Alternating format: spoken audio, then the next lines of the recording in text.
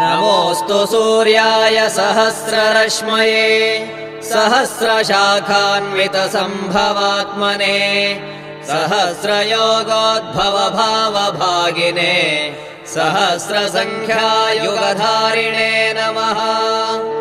यन्मण्डलम् दीप्तिकरम् विशालम् रत्नप्रभम् तीव्रमनादिरूपम् दारिद्र्यदुःखक्षयकारणम् च पुनातु माम् तत्सवितुर्वरेण्यम्।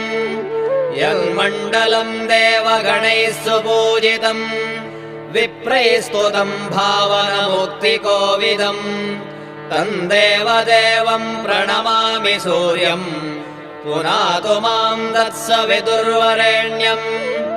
यन्मण्डलम् ज्ञानघनम् त्वगम्यम् त्रैलोक्यपूज्यम् त्रिगुणात्मरूपम्